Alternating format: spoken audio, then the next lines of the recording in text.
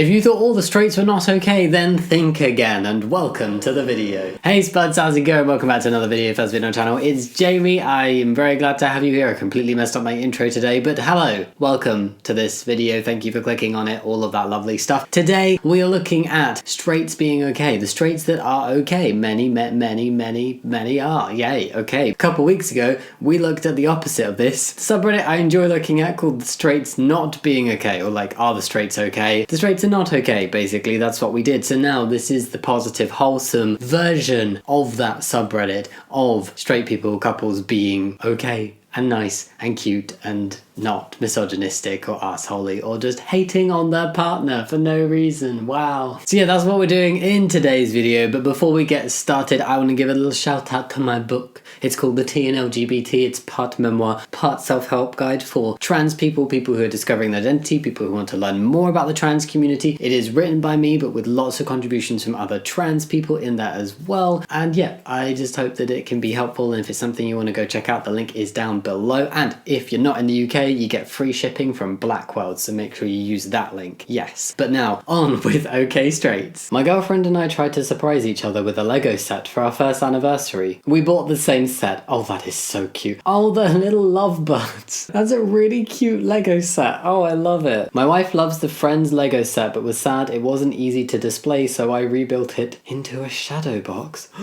Oh my god. Okay, I'm sorry that this video started off just Lego. I love Lego. I'm not mad about it. I hope you're not mad about it too. This is so cool. I literally have this set and I haven't built it yet because I don't know how to display it or where to put it. I would have no idea how to do this, but maybe I could try. This is amazing. I love it so much. It looks so good. And this is so cute. I love it when people are like, yeah, this is something my partner's really into and I can do something that would make it even cooler or help them with this or just be like a nice surprise for them, and they do it, and it's just like the effort and the love. I think it's so cute. And also this is just amazing. Yes, I would pay for this. My grandparents' first Halloween costume after getting together in 1979.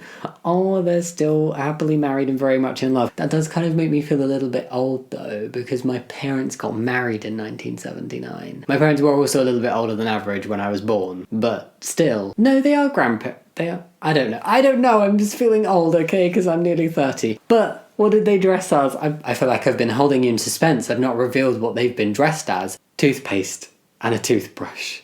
That is impressive. That's in the 70s. I feel like they wouldn't have they've just sold that. It looks like an immense amount of effort has gone into those costumes, and I am very impressed. You are the toothpaste to my toothbrush. Brilliant. Every Saturday, my wife and I go shopping. For lunch, we get sandwiches and soup and sit in the car and talk, and somehow we always end up laughing. Just two people in their late 30s eating in a used Hyundai, snort laughing and huffing down carbs. I look forward to it each week. Cute. Huffing down carbs is not a sentence I thought I would ever read. Snort laughing in a used Hyundai with your carbs. I think that's so cute. Take joy in the little things. It's not always about grand gestures. It's not always about anniversaries and celebrating this or that. Sometimes it is just in the moments you spend together and finding true happiness and joy in somebody else's company and wanting to share about it. I love this subreddit because it's just a complete palate cleanser to the subreddit of straights not being okay, where everyone's like, oh, my wife didn't talk to me all day because she was mad at me. Best day ever. And it's like you go from people literally just not even wanting to interact with their partners to people being like, this is the highlight of my week, to just spend some casual time chatting and catching up and laughing with my partner. I want to cuddle my boyfriend. I want to play with his hair, cuddle him gently, walk through the door with flowers for him, give him gifts every time I can. I want to kneel and give him a ring and let him have the wedding he always dreamed of. He's a man and I love him with all my heart. I don't care about gender roles or ridiculous expectations. I just love him and I want to give him the world because of that. Shouldn't that be enough? If I want to go out of my way to show my love, why do our genders matter? They shouldn't.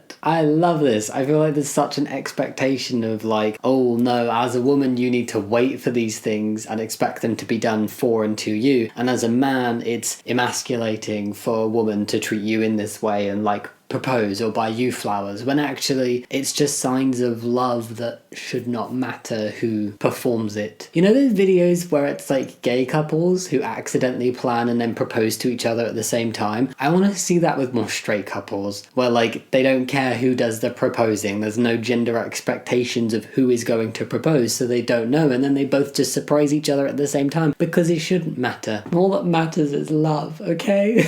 My boyfriend doing most of the prep work and cooking a very delicious meal. Me cutting up some vegetables because he's teaching me how to cook. You cut those vegetables. I bet you did a great job. My fiancée is the most gentle and tender person towards me. It makes me so happy. I always kiss her forehead and both cheeks when saying goodbye for the night. Sometimes she'll pucker her lips and lean upwards so I go in for a kiss, but she replies, "No, I'm trying to get to your forehead." I guess I just wasn't used to that, but I love it. I love that she comes up from behind me and hugs me. I love that she tickles me and laughs when I laugh about it. My favourite thing though is when we lay on the couch to watch our favourite show and she lets me rest my head on her lap and she plays with my hair. I've never felt safer, more cared for or loved than in those moments. When I tell her I wish our kids could have her eyes, you should see them, oh my goodness, they're gorgeous. This guy is in love. She replies with, "I'm happy they'll have your beautiful brown eyes and I hope they have your curly hair. I don't think I've ever felt very attractive in my life, but hot damn does she make me feel like I'm loved. 25 years old and I've made so many negative images of myself and this wonderful woman just melts those away. Gah, I love her." Oh, this is like the one before about like both proposing, like just breaking down those gender roles of care and love and expressions of love and feelings of love and safety and self-esteem within a relationship. They shouldn't be gendered things. Carl and Ellie. No, do not give me Up. No, I cannot deal with Carl and Ellie from Up right now.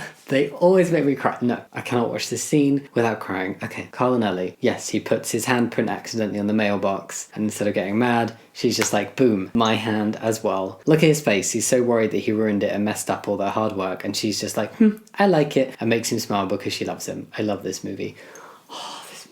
I mean, Carl and Ellie are like pog straight couple, right? Bless them. I love my wife. These are the kind of stickers we want to see. Like, what did I see in the last one, in the straights not being okay? The mum was a snake. Ew. But this one, I love my wife. People deserve this like mutual love and respect in a relationship, and if it's not something you can give, then no. God knew I needed an angel, so he gave me my wife. That is a declaration of love right there. And again, very different to the opposite subreddit of this, where the last t-shirt we saw, oh, what was it? A couple wore to Disneyland, she wanted the D, and then she was wearing, I don't know, like about something about the D, but the D was a Disneyland, it was uncomfortable. And then another one about a dad that was like, rules for dating my daughter, and it's like, I'll go back to jail. This is very different vibes. This is the happy, positive, lovely vibes, thank you. When your girlfriend has pain in her feet and your masculinity isn't fragile. Oh, I've offered this a couple times, but my feet are too big. But this is cute. You go. Save your girlfriend's feet. Some years back, my wife and I got into the habit of asking each other, do you want comfort or solutions, when the other was having a bad time. That one sentence can save us from an argument 9 out of 10 times. I think it's very clever. It's very useful. It's effective. And I love it. This Australian man built a tricycle that allows his disabled wife to go for bike rides. Oh my god. He built that for her. She looks so happy. Oh my god. Pi times pi equals what is... Oh, he doesn't know the answer. He's looking to the audience. The audience, the rest of the class. And someone holds up a sign saying, how much you love your girl. Infinite. Aww. The first time I cried in front of a girl was the first year of university. I was in the library working late at night, feeling sad and missing my family. Weird for me, lol. I was in a single person study room. My new girlfriend just happened to call and could tell I was crying. Oh, I couldn't get any words out, so I hung up embarrassed. She texted for my location and I texted back. She literally sprinted from her home to me, probably a 5-minute sprint to make that distance, and she was with me. She hugged me and asked me to get some tea with her so we could talk about it. That's when I knew I was on to a winner. Coming up on 10 years together now, they're still together. I've cried a handful of times, but I know when I need to, I won't be judged. That is such a thing of like, oh, boys don't cry, men can't cry, that's unmanly. Like, no, repress those feelings. Hold in the tears, don't cry, Mr. Man. Crying is a normal part of being human and having emotions and feelings, and you can express them with tears, whether they're happy tears, frustrated tears, sad tears, angry tears. Let the tears flow. Do not leave your cheeks dehydrated. I'm a 40-year-old man and I've been with my wife for 11 years. My nails are painted every day. I think it looks nice. It feels really good to do something for yourself that is completely unnecessary and it doesn't harm anyone. Sometimes my wife and I do our nails together while we have a cocktail and watch a movie on the weekends. Sometimes we do each other's nails. It's a lot of fun and a surprisingly romantic activity. I've never had anything but compliments, but I'm also a reasonably buff 6 foot tall tattooed guy. If even one insecure kid ever sees me out in public and feels even a little better or more confident in being their true self in this weird,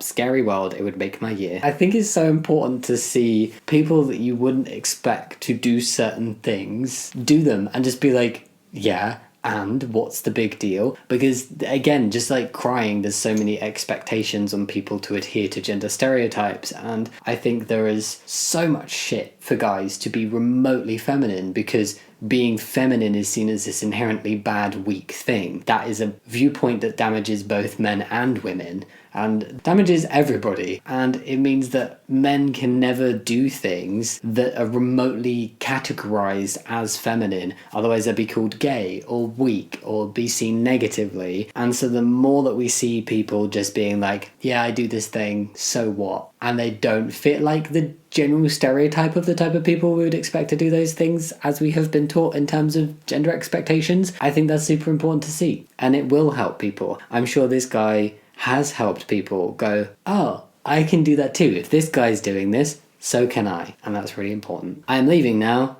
Okay, I'll meet you halfway. See you soon, loser. Oh, I think that's him. I better check. And then she jumps up and down, and then, oh, the little shadow in the distance does the same motion. It's him. That is how we identify each other from across a long street. Do a weird dance, and if it's reciprocated, yeah, that's you. I found you. And that is it for all the straights being okay for this time. What do we think of the video? Did you like it? Did we like this one more than Are the Straights Okay? I think I like this one more. It makes me happier. There's less to say. It is really just me going, here I'm going to show you some examples of people being adorable to make your day a little bit better and make you smile. I really don't have much use here other than just curator. But yeah, let me know if you liked it. If you did, think about giving a thumbs up and subscribing, but no pressure. And as always, thank you so much for watching. I'll see you next time. Much love. Bye.